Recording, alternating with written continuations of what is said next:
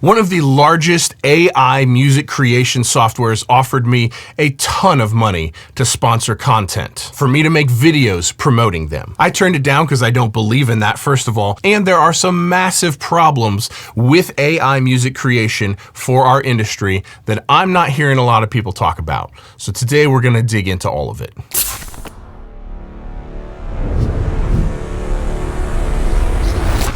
Hey everyone, I'm Cole Caparoon. Thank you for stopping by for another video. Now, this is not my first video on AI music. In fact, I believe this is my third or fourth. And what I have learned from the comments section is that the majority of people, at least that are willing to comment on a YouTube video, think that the music industry is absolutely doomed. Now, I discussed in a previous video that I used to think this, that I came away from this thinking that we're all going to be just okay. But I've continued to dig on this. And I think what's really important is that we look at history to see where this is going to go. History repeats itself almost always.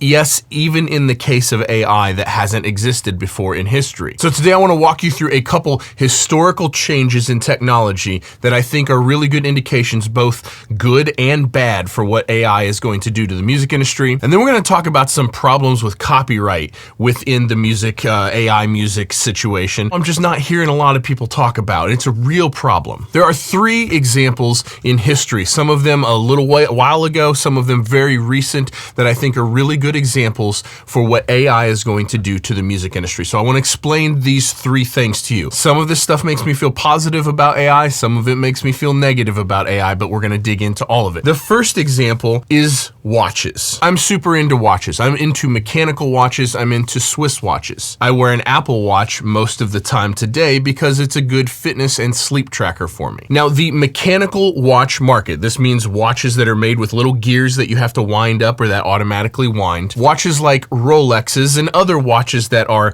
less expensive than Rolexes but still mechanical like a Rolex. The vast majority of these are made in Switzerland. They all have a little text under them that says Swiss made, and this is the standard for mechanical watchmaking. When the Apple Watch first came out, there was all this rhetoric about how the Swiss watch market was just doomed. It was going to be absolutely decimated. That this was so much more useful than a mechanical watch at a cheaper price point that people would just stop buying Swiss watches and wear Apple Watches instead. What actually happened is very interesting. Both pros and cons of this. What happened is that inexpensive mechanical watches stopped being sold as well. Because if you're going to pay $1,000 for a mechanical watch, a lot of people would rather pay $1,000 for an Apple Watch that does infinitely more things. But the higher end watches, the nice watches like Rolex and those around, plus above and below Rolex, actually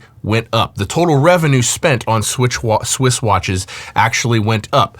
And it's because so many people started wearing watches that had never worn watches before. They were not used to wearing something on their wrist. They bought an Apple Watch for the functionality, how it incorporated into their daily life. And then after a while, they were like, I like this watch. I kind of like wearing a watch. What's a nice watch? Let's look at some nice watches. And so it's a really interesting situation where the premium watches started selling in higher numbers, much more revenue, and the overall Swiss watch market grew significantly financially.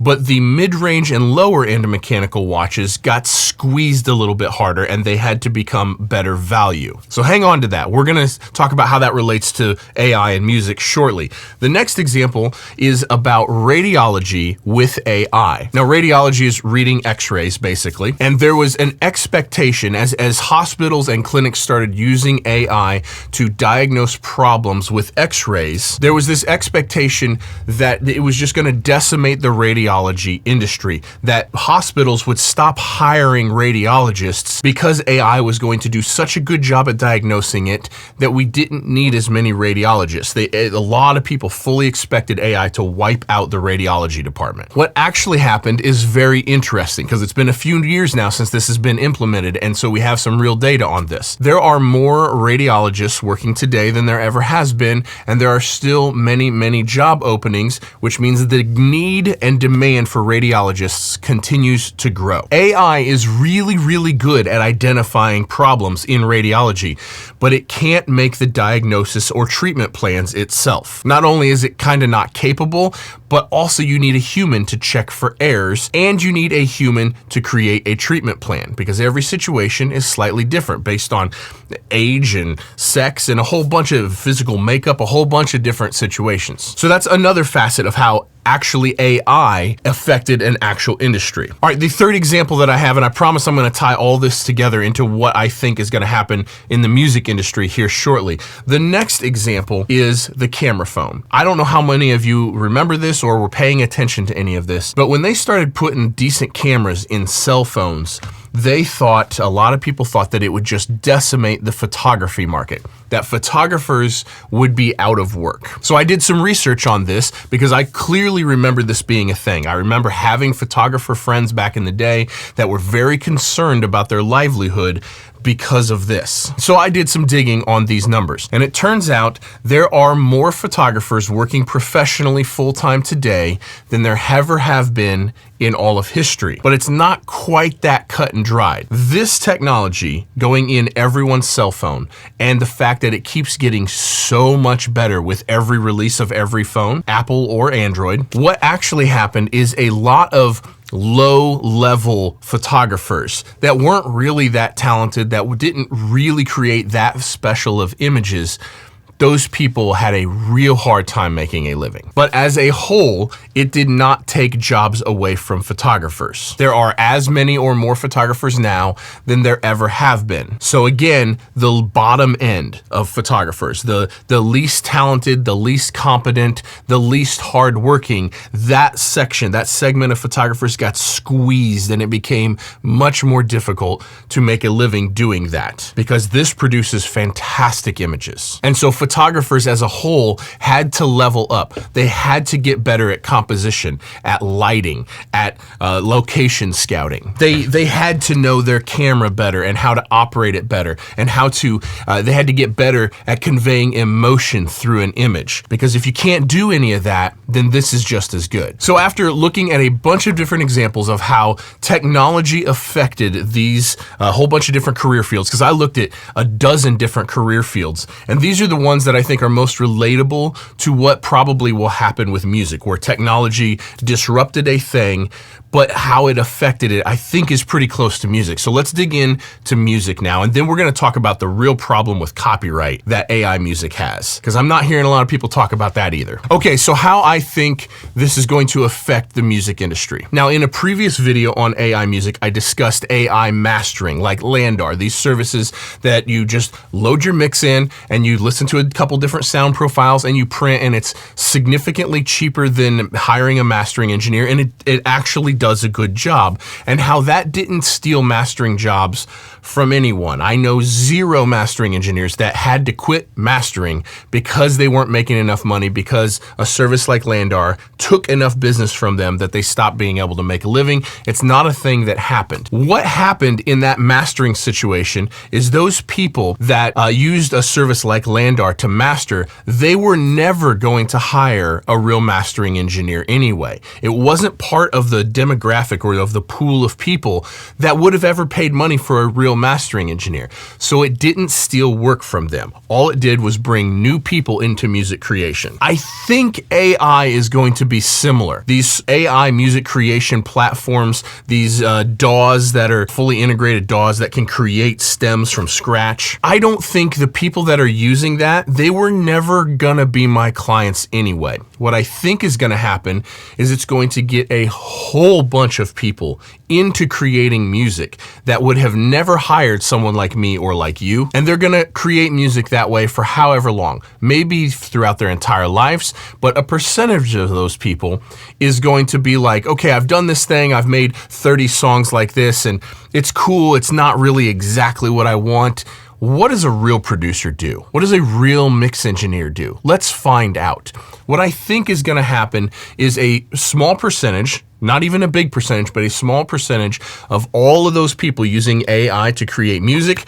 I think a small percentage of those are eventually going to go, what's a real human do for me? And they're going to test it out, and that's going to create more work for us. I also think very few established artists, like the ones that I work with, are ever going to stop using producers and mixers and use AI. They might use it as a tool to help them flesh out ideas. They're never going to replace someone like me with AI. Now, just like the cell phone photography market though, I think that lower mid-range, like bottom end of producer mixers to low mid-range, or maybe even up to mid-range, that's going to get tough. That's going to get real tough, because if you are a producer or a mixer who is not creating special results, if you're just creating generic stuff that can be replaced with AI, then you're gonna be replaced with AI. Just like with the photography example, getting good with lighting and with composition and with conveying emotion, learning how to create special images with a camera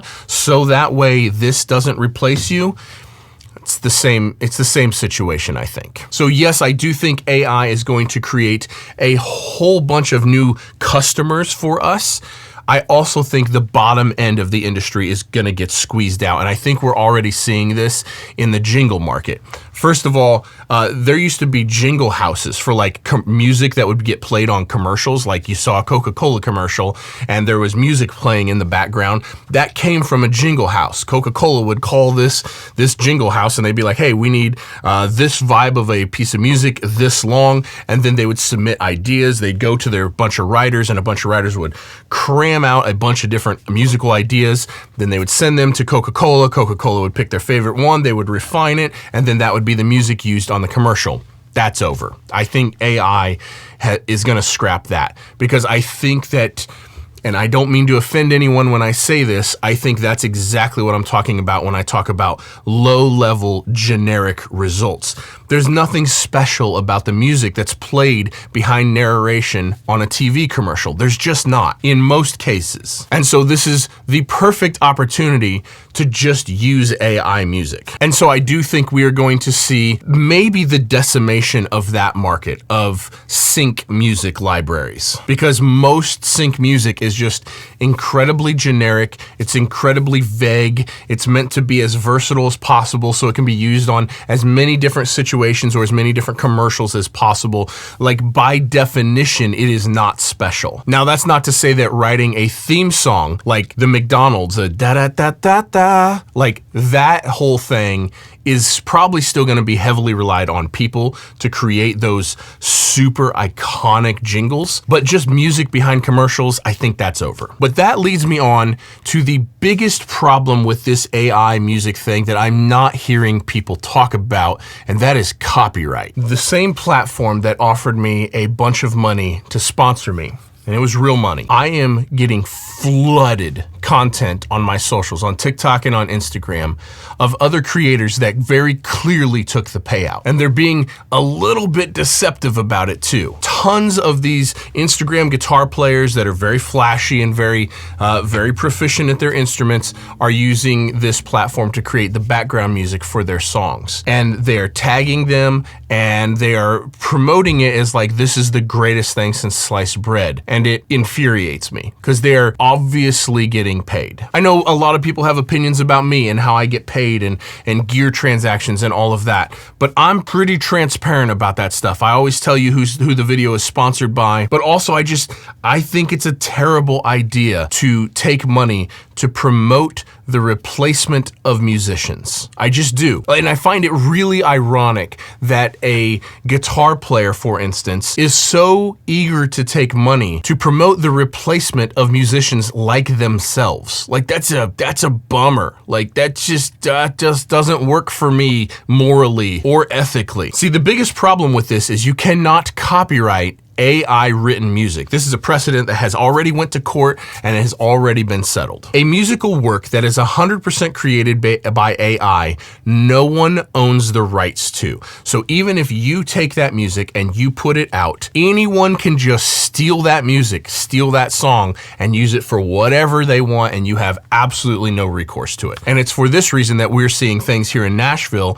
change pretty radically already, where there's all sorts of stories about like music publishers wanting records of you actually writing the song. They want time-stamped sessions of like when you created the vocal melody and when you created the lyrics, so that way they know that you actually created it as a songwriter, so that way they know they can actually copyright it and protect it from being used by other people. And it turns into a little bit of a gray area, because if you prompt an AI with your own lyrics, then there's a sort of split in the copyright that you own. Yes, you do own a portion of that song, but you do not own all of that song. If you come up with the lyrics and the melodies, it gets even messier. And so AI written music, when it comes to big record labels, I think is going to be really difficult for them to push into the mainstream. Now, I think places like Spotify, who have already been outed for doing this, they are heavily incentivized to create AI music and force it into playlists and shove it in front of people, because then they get to keep all the revenue from those songs. So we got to be real careful of watching streaming services like Spotify, because they are absolutely doing this, and it's disgusting. And I've made 100 videos explaining why you should not use Spotify. I still continue to promote that. Use any service but Spotify. We just saw Bandcamp come out very recently saying that they will not allow any AI created music on their platform. And I really hope we see more platforms follow suit, where they're just taking a stand. No AI music. If it's on our platform, it is not created solely by AI. But from a business perspective, this copyright situation makes it really, really hard for the upper end of the music industry to push AI music, and I don't think it will happen because of this. But just like in the Swiss watch market, and just like in the lower end photography market, the bottom half is probably going to get squeezed. But I look at this as an opportunity for all of us to create special emotional works of art, because that's the thing that AI is not going to be good at. If you are just a person who just records bands and you don't really care, and you just funnel bands through and they just come in and they record their music and you put it out and it just is what it is, those are the people that are going to get bit first. If you are a person like me who deeply cares about the music you are creating, and you are doing everything in your power to make it as special of a song as possible on every single song, you're going to be safe. Be sure to watch my other videos on AI. I'll put a link in the description down below to several of them, because I talk about different facets and different points of this in each one of those. And there are links in the description down below for every single piece of gear that I use. So anytime you guys need any musical gear whatsoever, jump on any video of mine, click on any link in the description of any video, and once you're on the site, you can purchase absolutely anything you need. It costs you nothing extra, but it is a huge help to help me keep making videos just like this. And most of those links go to Sweetwater. So thank you so much to Sweetwater for sponsoring this video and sponsoring just about all of my videos. It is literally because of Sweetwater that I've been able to build this channel to what it has grown to, and that I've been able to help as much as I have wanted to help. So thank you, Sweetwater, for letting me do this, for helping me get here, and thanks to you guys for using those links anytime you need to purchase absolutely anything. As always, drop me a comment down below. Let me know what you think about this. Am I way off base? Does this not even matter? Or does this kind of make sense to you guys? I'd love to hear your opinions in the comments below. Thank you for watching. We'll see you in the next one. Peace.